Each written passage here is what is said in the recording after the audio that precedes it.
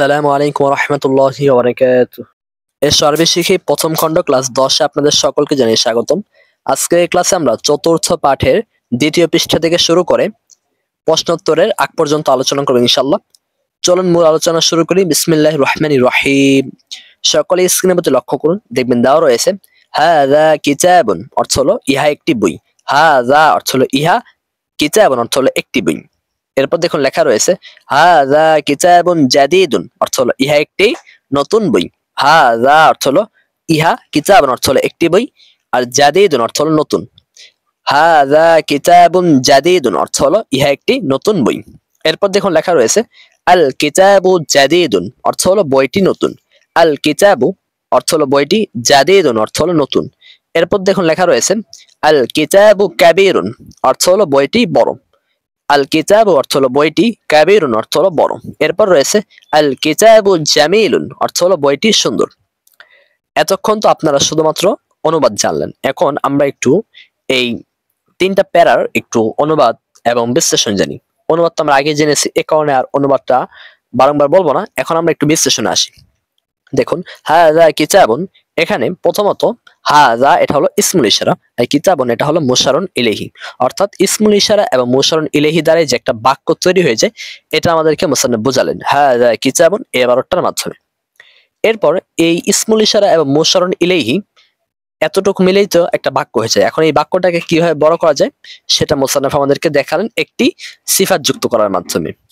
সেটা হলো জাদীদুন। হাযা কিতাবুন জাদীদুন অর্থ হলো ইহা একটি নতুন বই। অর্থাৎ প্রথমে একটি ছোট বাক্য ছিল, এই ছোট বাক্যটাকে কিভাবে বড় করা যাবে এই সম্পর্কে আমাদেরকে একটু ধারণা দেওয়া হয়েছে। এরপর আমরা জানি কিতাবুন অর্থ হলো একটি বই। এটা এটা একটা নাকেরা জিনিস, অর্থাৎ অনির্দিষ্ট। একটা বই মানে যে কোনো একটা বই হতে পারে, সেটা হয়তো বিজ্ঞান বই হতে পারে, গণিত বই হতে পারে, ইংরেজি বই হতে পারে, আরবি বই হতে পারে, নাহউ সরফেরও বই হতে পারে।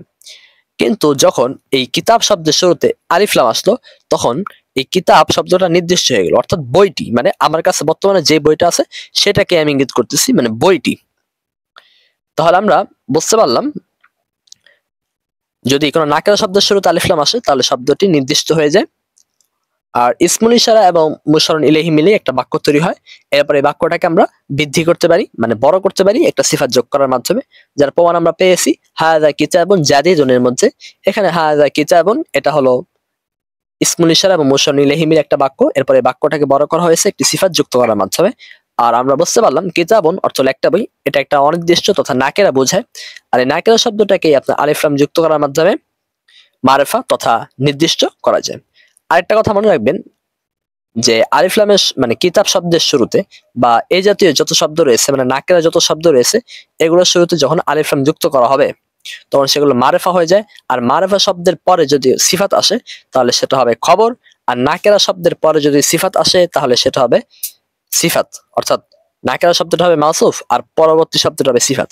আর নাকেরা শব্দটাকে যদি মারেফা বানানো হয় তাহলে ওই নাকেরা শব্দের পরবর্তী অংশটুকু হবে খবর। যেন আল কিতাবু জাদীদুন, এখানে আল কিতাবু এটা হলো মুবতাদা আর জাদীদুন এটা হলো খবর। হাযা কিতাবুন জাদীদুনের মধ্যে কিতাবুন এটা হলো নাকেরা, আর নাকেরার পরে যেহেতু সিফাত আসছে এই কারণে আমরা বুঝতে পারি যে নাকেরা শব্দটা হলো মাউসুফ আর জাদীদুন এটা হলো সিফাত। আশা করি এতটুকুর আলোচনা আপনারা বুঝতে পেরেছেন। এই আলোচনাগুলো বুঝতে পারলে আপনারা নিচে যে সমস্ত ইবারত রয়েছে এগুলো আলোচনা বুঝতে পারবেন। এরপর দেখুন লেখা রয়েছে হাযিহি মাদ্রাসাতুন, অর্থ হলো ইহা একটি মাদ্রাসা। হাযিহি অর্থ হলো ইহা, মাদ্রাসাতুন অর্থ হলো একটি মাদ্রাসা। এরপর দেখুন লেখা রয়েছে হাযিহি মাদ্রাসাতুন সাগীরাতুন, অর্থ হলো ইহা একটি ছোট মাদ্রাসা। হাযিহি অর্থ হলো ইহা, মাদ্রাসাতুন অর্থ হলো একটি মাদ্রাসা, সাগীরাতুন অর্থ হলো ছোট। এরপর দেখুন লেখা রয়েছে আল মাদ্রাসাতু সাগীরাতুন, অর্থ হলো মাদ্রাসাটি ছোট। এরপর রয়েছে আল মাদ্রাসাতু জামিলাতুন, অর্থ হলো মাদ্রাসাটি সুন্দর। আল মাদ্রাসাতু অর্থ হলো মাদ্রাসাটি, জামিলাতুন অর্থ হলো সুন্দর। এরপর দেখুন লেখা রয়েছে আল মাদ্রাসাতু কদীমাতুন, অর্থ হলো মাদ্রাসাটি পুরাতন। আল মাদ্রাসাতু অর্থ হলো মাদ্রাসাটি, কদীমাতুন অর্থ হলো পুরানো। এখানে অনেকে প্রাচীন অনুবাদ করেন, কোনো সমস্যা নেই, একটা অনুবাদ করলেই হয়ে যাবে। দেখুন হাযিহি মাদ্রাসাতুন, এখানে ইসমুল ইশারা এবং মুশারুন ইলাইহি মিলে বাক্য গঠিত হয়েছে। এরপর এই বাক্যটাকে একটু বড় করা হয়েছে সাগীরাতুন শব্দ যুক্ত করার মাধ্যমে। এরপর মাদ্রাসাতুন এটা ছিল নাকেরা, যে কোনো একটা মাদ্রাসা বোঝায়। এরপর এই মাদ্রাসা তথা নাকেরা শব্দটাকে নির্দিষ্ট করা হয়েছে আলিফ লাম দ্বারা। এরপর আল মাদ্রাসার পরে যে সাগীরাতুন আছে এটা হলো খবর। আর হাযিহি মাদ্রাসাতুন ও সাগীরাতুনের মধ্যে মাদ্রাসাতুনের পরে যে সাগীরাতুন আছে সেটা হলো সিফাত। কারণ আমরা জানি মারিফা শব্দের পরে যদি কোনো সিফাত আসে তাহলে সেই সিফাতটা হবে খবর, আর নাকেরা শব্দের পর কোনো সিফাত আসলে নাকেরা শব্দটা হবে মাসুফ আর ওই সিফাতটা সিফাতই থাকবে। আশা করি আপনারা এই কথাগুলো বুঝতে পেরেছেন। এরপর দেখুন লেখা রয়েছে যালিকা মাসজিদুন অর্থ হলো উহা একটি মসজিদ, যালিকা মাসজিদুন জামিলুন অর্থ হলো উহা একটি সুন্দর মসজিদ, যালিকা অর্থ হলো উহা, মাসজিদুন অর্থ হলো একটি মসজিদ, জামিলুন অর্থ হলো সুন্দর। এরপর দেখুন লেখা রয়েছে আল মাসজিদু জামিলুন অর্থ হলো মসজিদটি সুন্দর। এরপর রয়েছে আল মাসজিদু কাবীরুন অর্থ হলো মসজিদটি বড়, আল মাসজিদু অর্থ হলো মসজিদটি, কাবীরুন অর্থ হলো বড়। এরপর দেখুন লেখা রয়েছে আল মাসজিদু অর্থ হলো মসজিদটি, কাদীমুন অর্থ হলো পুরাতন, আল মাসজিদু কাদীমুন অর্থ হলো মসজিদটি পুরাতন। এখানে একটা কথা মনে রাখবেন, যদি কোনো নাকাল শব্দের শুরুতে আলিফ লাম আসে তাহলে অনুবাদের শেষে টি যুক্ত হয়। যেমন মসজিদুন অর্থ হলো একটি মসজিদ, কিন্তু এই মসজিদের শুরুতে যখন আলিফ লাম যুক্ত হলো তখন এখানে একটি রহিত হয়ে যাবে, মানে একটি, এই কথাটা বাদ যাবে, বরং একটির পরিবর্তে একটা টি শব্দ লাস্টে যুক্ত হবে। যেমন মসজিদুন অর্থ হলো একটি মসজিদ, যখন এই মসজিদের শুরুতে আলিফ লাম যুক্ত করা হলো তখন অনুবাদ দ্বারায় মসজিদ টি, একটি মসজিদ, এখানে একটি বাদ যাবে আর আলিফ লাম আসার কারণে মসজিদের শেষে একটা টি যুক্ত হবে। আশা করি বিষয়টা বুঝতে পেরেছেন। এরপর দেখুন লেখা রয়েছে তিলকা সাআতুন অর্থ হলো উহা একটি ঘড়ি। এরপর লেখা রয়েছে আস-সাআতুল জাদীদাতুন অর্থ হলো ঘড়িটি নতুন। এরপর রয়েছে আস-সাআতু জাইদাতুন অর্থ হলো ঘড়িটি ভালো, জাইদাতুন অর্থ হলো ভালো, আস-সাআতু অর্থ হলো ঘড়িটি। এরপর রয়েছে আস-সাআতু জামিলাতুন অর্থ হলো ঘড়িটি সুন্দর, আস-সাআতু অর্থ হলো ঘড়িটি, জামিলাতুন অর্থ হলো সুন্দর। একটা কথা মনে রাখবেন, যদি কোনো নাকেরা শব্দের শুরুতে আলিফ লাম আসে তাহলে সেই আলিফ লামটা এসে শব্দের শেষে যে তানবিন ছিল সেই তানবিনটাকে ফেলে দেয়। অর্থাৎ দুই জবর থাকলে এক জবর পড়ে যাবে, দুই পেশ থাকলে এক পেশ পড়ে যাবে, দুই জের থাকলে একটা জের পড়ে যাবে। যেমন আমরা জানি সাআতুন, এখানে শেষে কিন্তু দুইটা পেশ ছিল, কিন্তু যখন এই সাআতুন শব্দের শুরুতে আলিফ লাম আসলো তখন উচ্চারণ হবে এরকম আস-সাআতু, অর্থাৎ একটা তানবিন, মানে দুইটা পেশ ছিল একটা পেশ পড়ে যাবে। অর্থাৎ আলিফ লাম যখনই আসবে তখন শব্দের শেষে আর তানবিন থাকবে না, বরং হরকত থাকবে। এখানে আমাদেরকে আরো একটা বিষয় খেয়াল রাখতে হবে, এই হাযা কিতাবুন থেকে আস-সাআতু জামিলাতুন পর্যন্ত আমরা যে সমস্ত বাক্য পড়েছি এগুলোর মধ্যে আমাদেরকে একটা বিষয় খেয়াল রাখতে হবে, তা হলো আমরা জানি যে এমন 15টি হরফ রয়েছে যেগুলোর শুরুতে আলিফ লাম যুক্ত হলে লাম হরফটি স্পষ্ট আলাদা উচ্চারিত হয়। যেমন আমরা পড়েছি উপরে কিতাবুন, এই শব্দের শুরুতে যদি আমরা আলিফ লাম যুক্ত করি তাহলে উচ্চারণ হবে আল কিতাবু। ওই যে 15টি হরফের শুরুতে আপনার আলিফ লাম যুক্ত হলে লাম হরফটি স্পষ্ট আলাদা উচ্চারিত হয়, সেই হরফ সমূহের মধ্যে থেকে একটি হরফ হলো কাফ। এই কাফের শুরুতে যখন আপনার আলিফ লাম যুক্ত হলো তখন লাম হরফটি স্পষ্ট এবং আলাদা উচ্চারিত হবে। যেমন আল কিতাবু, এখানে কিন্তু লাম হরফটি স্পষ্ট হয়েছে এবং আলাদা উচ্চারিত হয়েছে, মানে আগে আল হয়েছে এরপর কিতাব হয়েছে, আল কিতাবু। আশা করি বিষয়টা বুঝতে পেরেছেন। এরপর 13টা হরফ এমন রয়েছে যে 13টা হরফের শুরুতে যদি, মানে ওই 13টা হরফের মধ্যে থেকে কোন একটি হরফের শুরুতে যদি আলিফ লাম যুক্ত হয় তাহলে লাম হরফটি উচ্চারিত হয় না, বরং লামের পরবর্তী হরফটি তাসদীদ যুক্ত রূপে উচ্চারিত হয়। যেমন আমরা দেখতে পাচ্ছি আস-সাআতু, দেখুন যে 13টা হরফের শুরুতে আলিফ লাম আসলে, মানে যে 13টা হরফের শুরুতে না, মানে যে 13টি হরফের মধ্যে থেকে কোন একটি হরফের শুরুতে যদি আলিফ লাম আসে তাহলে লাম হরফটি উচ্চারিত হবে না, বরং লামের পরবর্তী হরফটি তাসদীদ যুক্ত রূপে উচ্চারিত হবে। সে সমস্ত হরফ সমূহের মধ্যে থেকে একটি হরফ হলো সিন। তা এখানে সাআতুন শব্দের শুরুতে যেহেতু আলিফ লাম আসছে এই কারণে লাম হরফটি উচ্চারিত হবে না, বরং লামের পরবর্তী হরফ এখানে রয়েছে সিন, এই কারণে আমরা সিনকে তাসদীদ যুক্ত রূপে উচ্চারিত করব। অর্থাৎ হামজা সিন জবর আস, সিন আলিফ জবর সা, আস-সা, আইন জবর আ, তা পেশ তু, আস-সাআতু।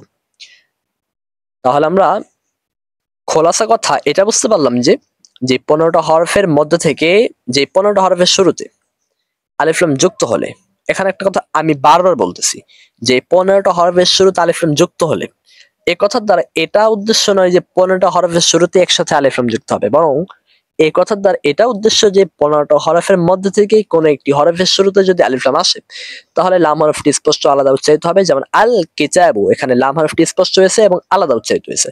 আর 13টা হরফ এমন রয়েছে ওই 13টা হরফের মধ্যে থেকে কোন একটি হরফের শুরুতে যদি আলিফ লাম আসে তাহলে লাম হরফটি উচ্চারিত হয় না, বরং লামের পরবর্তী হরফটিকে তাসদীদ দিয়ে পড়তে হয়।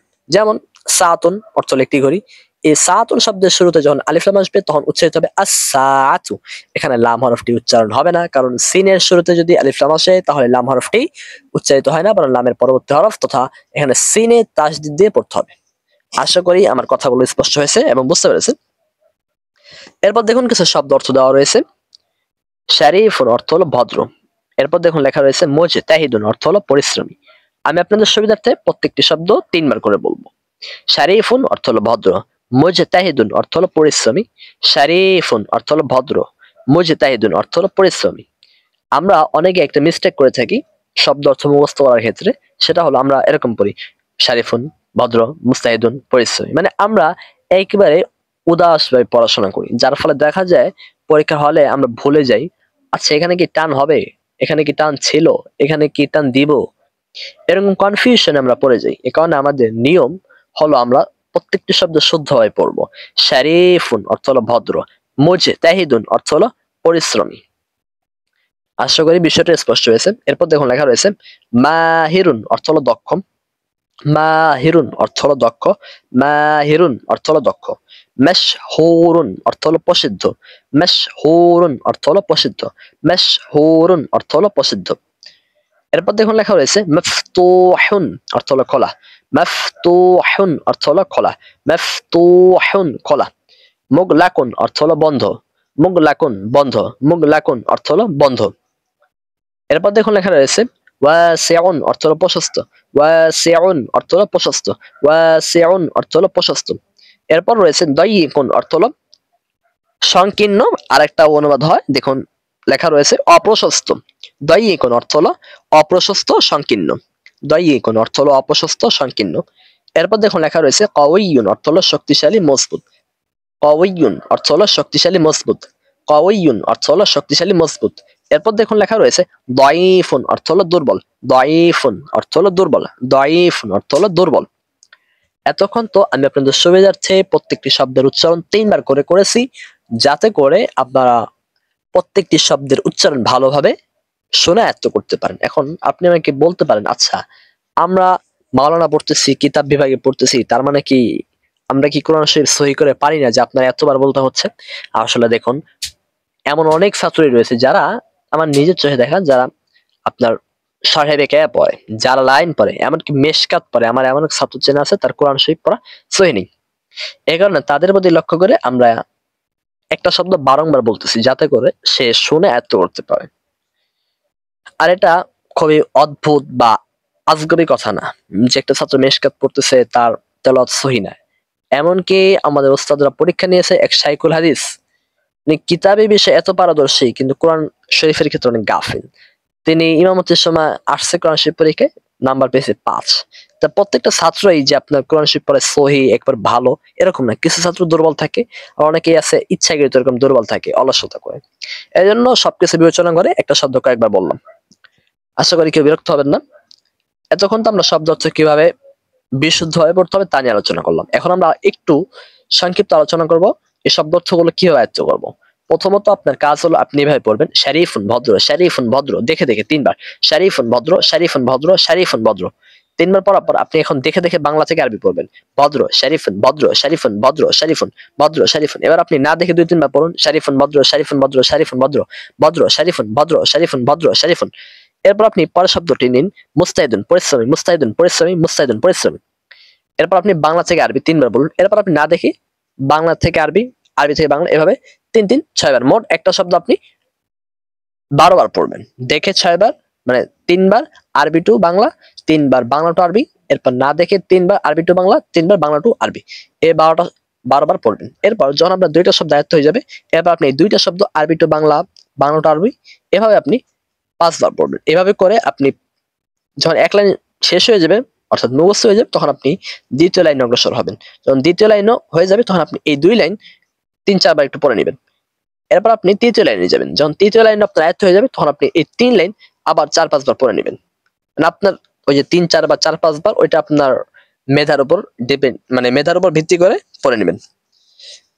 এরপর যেই লাস্টে যেই লাইনটা রয়েছে অর্থাৎ ওয়াসিউন, দায়িকুন, কাওয়িয়ুন, দাঈফুন, এগুলো আপনি আমি যে নিয়মটা বললাম ওই নিয়ম অনুযায়ী আয়ত্ত করে নেবেন। যখন আপনার এই শব্দ অর্থগুলো আয়ত্ত হয়ে যাবে তখন আপনি সামনে চলবেন।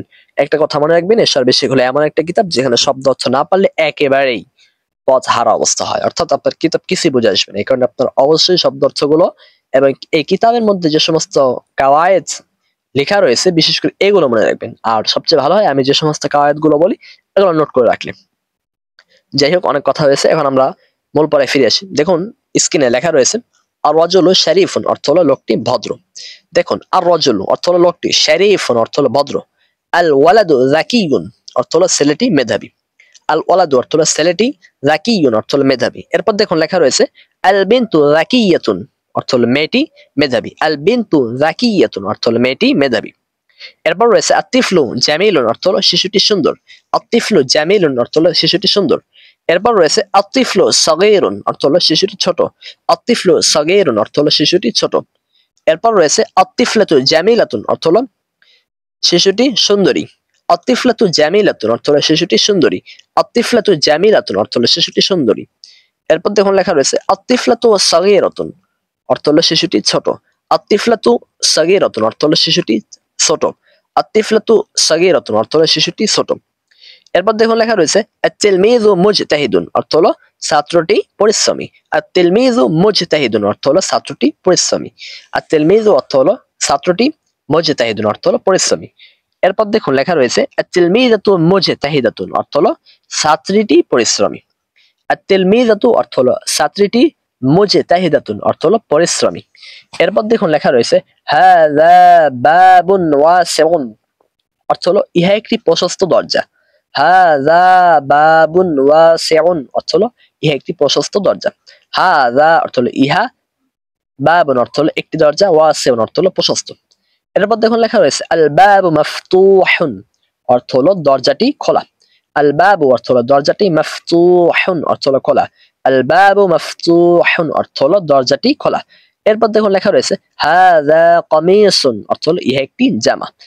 হাযা কামিসুন অর্থ হলো ইহা একটি জামা। এরপর রয়েছে হাযা কামিসুন জাদীদুন অর্থ হলো ইহা একটি নতুন জামা। হাযা অর্থ হলো ইহা, কামিসুন অর্থ হলো একটি জামা, জাদীদুন অর্থ হলো নতুন। আমরা অনেকে একটু মিস্টেক করে থাকি, আমরা মনে করি যে আপনার কামিজ এবং লিবাস একই জিনিস।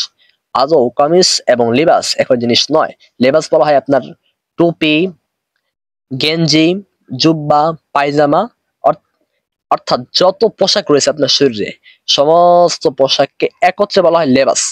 আর কামিজ বলা হয় আপনার জামাটাই, মানে যেটা আপনি পরিধান করে রয়েছেন, চাই সেটা জুব্বা, চাই সেটা পাঞ্জাবি, চাই সেটা গেঞ্জি, চাই সেটা শার্ট হোক। আশা করি আপনারা কামিজ এবং লিবাসের পার্থক্য বুঝতে পেরেছেন। এরপর দেখুন লেখা রয়েছে আল কামিসু নাযীফুন অর্থ হলো জামাটি পরিচ্ছন্ন। আল কামিসু অর্থ হলো জামাটি, নাযীফুন অর্থ হলো পরিচ্ছন্ন।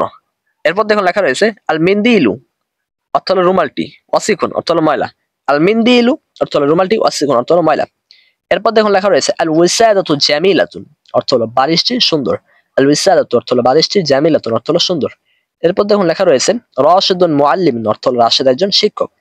এরপর রয়েছে হুয়া মুআল্লিমুন মাহিরুন অর্থ হলো সে একজন দক্ষ শিক্ষক। হুয়া অর্থ হলো সে, মুআল্লিমুন অর্থ হলো একজন শিক্ষক, মাহিরুন অর্থ হলো দক্ষ। হুয়া মুআল্লিমুন মাহিরুন অর্থ হলো সে একজন দক্ষ শিক্ষক। এগুলো যেহেতু খুবই সহজ বাক্য, এই কারণে খুব তাড়াতাড়ি সামনে অগ্রসর হচ্ছি, যেহেতু ভিডিওটি অনেক লম্বা হয়ে যাচ্ছে। এরপর দেখুন লেখা রয়েছে ফারহানাতু মুআল্লিমাতুন অর্থ হলো ফারহানা একজন শিক্ষিকা। ফারহানাতু মুআল্লিমাতুন অর্থ হলো ফারহানা একজন শিক্ষিকা। এরপর রয়েছে ইয়া মুআল্লিমাতুন মাহিরাতুন, ইয়া অর্থ হলো সে, মুআল্লিমাতুন অর্থ হলো একজন শিক্ষিকা, মাহিরাতুন অর্থ হলো দক্ষ। ইয়া মুআল্লিমাতুন মাহিরাতুন অর্থ হলো সে একজন দক্ষ শিক্ষিকা। এরপর রয়েছে ইয়া সাঈদু অর্থ হলো হে সাঈদ। আনতা তাজিরুন মাশহুরুন অর্থ হলো তুমি একজন প্রসিদ্ধ ব্যবসায়ী। ইয়া অর্থ হলো হে, সাঈদ অর্থ হলো সাঈদ। ইয়া সাঈদ অর্থ হলো হে সাঈদ। আনতা অর্থ হলো তুমি, তাজিরুন অর্থ হলো ব্যবসায়ী, মাশহুরুন অর্থ হলো প্রসিদ্ধ। ইয়া সাঈদু আনতা তাজিরুন মাশহুরুন অর্থ হলো হে সাঈদ তুমি একজন প্রসিদ্ধ ব্যবসায়ী। এরপর দেখুন লেখা রয়েছে ইয়া লুবানাতু আনতি ফাল্লাহাতুন ফাকিরাতুন। ইয়া লুবানাতু অর্থ হলো হে লুবানা, আনতি অর্থ হলো তুমি, ফাল্লাহাতুন অর্থ হলো একজন কিষানী, ফাকিরাতুন অর্থ হলো দরিদ্র। হে লুবানা তুমি একজন দরিদ্র কিষানী। মেয়েদের ক্ষেত্রে কৃষক হয় না, বরং কিষানী হয়। আশা করি আপনারা আমার অনুবাদটা বুঝতে পেরেছেন। তারপর আপনাদের সুবিধার্থে আরো একবার বলতেছি, ইয়া লুবানাতু অর্থ হলো হে লুবানা, ইয়া অর্থ হলো হে, লুবানাতু অর্থ হলো লুবানা। ইয়া লুবানাতু অর্থ হলো হে লুবানা, আনতি অর্থ হলো তুমি, ফাল্লাহাতুন অর্থ হলো একজন কিষানী, ফাকিরাতুন অর্থ হলো দরিদ্র। হে লুবানা তুমি একজন দরিদ্র কিষানী। এরপর দেখুন লেখা রয়েছে আনতি ইমরাআতুন শারীফাতুন অর্থ হলো তুমি একজন ভদ্র মহিলা। আমরা অনেকেই আমাদের বিগত যে ক্লাসগুলো রয়েছে সে সমস্ত ক্লাস আমরা শুরু থেকে শেষ পর্যন্ত অনেকেই আসি করে আসি না, যার যেটা দরকার আসে সেটা থেকে শুরু করি, এটাই আমাদের মানুষের মানে মেজাজ এরকম। তা তাদের প্রতি লক্ষ্য করে আমি একটা নিয়ম যেটা পিছনে গেছে সেটা আবার বলতেছি। ইমরতন শব্দের শুরুতে যদি কোনো শব্দ আসে তাহলে ইমরতন শব্দের শুরুতে থাকা আলিফটি শুধুমাত্র লেখায় আসে, উচ্চারণে আসে না। এই নিয়মটা আমাদের এর সর্বশেষে প্রথম খণ্ড ক্লাস 8-এ গিয়েছে, আপনারা সেখানে বিস্তারিত আলোচনা করেছে, বুঝতে পারবেন। তারপর আমাদের এখন যেই কথাটা হবে এই নিয়মটা সম্পর্কে সেটা শুনলে বুঝতে পারবেন। কথাটা হলো ইমরতন শব্দ। এই শব্দের শুরুতে যদি কোনো শব্দ আসে তাহলে এমত অবস্থায় আপনার ইমরতন শব্দের শুরুতে থাকা আলিফটি শুধুমাত্র লেখায় আসবে, উচ্চারণে আসবে না। দেখুন আমরা উচ্চারণ করতেছি, আপনারা যদি আমাদের উচ্চারণটা একটু ভালো করে খেয়াল করেন তাহলে এই বিষয়টা বুঝতে পারবেন। উচ্চারণটা হলো আং তিমরাতুন শারিফাতুন। এখানে কিন্তু আমরা ইমরতন শব্দের শুরুতে যে আলিফটা রয়েছে সেটাকে উচ্চারণ করিনি, বরং আমরা সেটাকে শুধুমাত্র লেখায় এনেছি। আশা করি নিয়মটা বুঝতে পেরেছেন। এরপর দেখুন ইমরতন শব্দ সম্পর্কে আরেকটা নিয়ম নিচে দেওয়া রয়েছে, সেটা হলো ইমরতন শব্দের শুরুতে আলিফ লাম যুক্ত হলে শব্দটি পরিবর্তিত হয়ে আল মারআতু হয়। যেমন আল মারআতু শারিফাতুন, অর্থ হলো স্ত্রী লোকটি ভদ্র। দেখুন নিয়মটা কি, নিয়মটা হলো ইমরতন শব্দের শুরুতে যদি আলিফ লাম আসে তাহলে এমত অবস্থায় শব্দটি পরিবর্তন হয়ে ইমরতন থেকে আল মারআতু হয়। এরপর মেসাল দিয়ে মানে উদাহরণের মাধ্যমে বিষয়টা মুসান্নিফ আমাদেরকে বোঝানোর চেষ্টা করেছেন। উদাহরণটা হলো এরকম, আল মারআতু শারিফাতুন, অর্থ হলো স্ত্রী লোকটি ভদ্র। এখানে আপনি মহিলাটি ভদ্র এভাবে বলতে পারেন, কোনো সমস্যা নেই। তাহলে আমরা ইমরতন সম্পর্কে এই ক্লাসে 2টা নিয়ম জানলাম। একটা নিয়ম আমাদের এশার বেশিকে প্রথম খণ্ড ক্লাস 8-এ গিয়েছে, আরেকটা নিয়ম এশার বেশিকে প্রথম খণ্ড ক্লাস 10-এ আজকে গেল। 8-এর যে নিয়মটা গেছে সেই নিয়মটা হলো ইমরতন শব্দের শুরুতে যদি কোনো শব্দ আসে তাহলে আলিফটি শুধুমাত্র লেখায় আসে, উচ্চারণে আসে না। যেমন আং তিমরাতুন শারিফাতুন, এখানে ইমরতন শব্দের শুরুতে আং একটা শব্দ এটা এসেছে, এই কারণে আপনার ইমরতন শব্দের শুরুতে থাকা আলিফটি উচ্চারণে আসেনি বরং লেখায় এসেছে। আশা করি বিষয়টা বুঝতে পেরেছেন। আমাদের আজকের পাঠের ইমরতন সম্পর্কে যে দ্বিতীয় নিয়মটা ছিল তা হলো ইমরতন শব্দের শুরুতে যদি আলিফ লাম আসে তাহলে শব্দটি পরিবর্তন হয়ে আল মারআতু হয়। যেমন আল মারআতু শারিফাতুন, অর্থ হলো স্ত্রী লোকটি ভদ্র। আশা করি আজকে ক্লাসে আমরা যে সমস্ত বিষয় পড়ে গেছি তা আপনারা বুঝতে পেরেছেন। এরপর যদি কোথাও কোনো অস্পষ্টতা থেকে যায় আপনারা অবশ্যই তা আমাদেরকে কমেন্টে জানাবেন। আমরা ইনশাআল্লাহ আপনাদের প্রশ্নের উত্তর দেওয়ার জন্য যথাসাধ্য চেষ্টা করব। আর আমরা আপনাদের জন্য সপ্তাহে কয়টি ক্লাস আপলোড দিলে আপনাদের ভালো হবে এবং কোন কোন টাইমে দিলে ভালো হয় এটা আপনারা অবশ্যই আমাদেরকে কমেন্টে জানাবেন। তাহলে আমরা ইনশাআল্লাহ আপনাদের সুবিধার্থে ওই সময় এবং প্রত্যেক দিন কোন ক্লাস আপলোড দিলে ভালো হয় তা আপনাদের সুবিধার্থে ওই সময় আপলোড দেওয়ার যথাসাধ্য চেষ্টা করব। আর আজকের এই ভিডিওটি নির্দিষ্ট সময় না দিতে পারে আমি আন্তরিকভাবে দুঃখিত। আর আজকের ক্লাসটি আপনাদের কতটুকু উপকারে আসলো এবং আজকের ক্লাসটি থেকে আপনারা কি শিখতে পেলেন আমি আশা করি আপনারা সংক্ষেপে এগুলো আমাদেরকে কমেন্টে লিখে জানাবেন। কারণ আপনারা যদি আমাদেরকে জানান আপনারা শিখতে পারতেছেন তাহলে আমাদের একটা উৎসাহ জাগে, আমরা আপনাদেরকে শিখাই। আমাদের মনে হয় আমাদের ক্লাসগুলো আপনাদের উপকার আসতেছে, কিন্তু আপনারা যদি কমেন্টে না জানান কেমন হচ্ছে বা আপনাদের কতটুকু উপকার আসতেছে তাহলে দেখা যায় যে আমরা এক সময় আমাদের যে মোটিভেট আছে এটা আমরা হারিয়ে ফেলি। আমাদের যে মেজাজ পড়ানোর যে একটা মেজাজ যে একটা আগ্রহ এটা আমাদের থেকে চলে যায়, ফলে দেখা যায় যে আমরা আর ক্লাস করতে মন চায় না। এখানে আশা করি আপনারা আমাদেরকে কমেন্টের মাধ্যমে উৎসাহিত করবেন আর ভিডিওটি অবশ্যই দিনের স্বার্থে শেয়ার করে দিবেন এবং এটি লাইক দিয়ে আমাদের এই ভিডিওটি আরো অনেক মানুষের কাছে যেন ইউটিউব পৌঁছে দেয় এ ব্যাপারে আপনারা আমাদেরকে সহায়তা করবেন। আজকের মতো আমরা বিদায় নিচ্ছি, সকলে ভালো থাকবেন। আসসালামু আলাইকুম ওয়া রাহমাতুল্লাহি ওয়া বারাকাতুহু।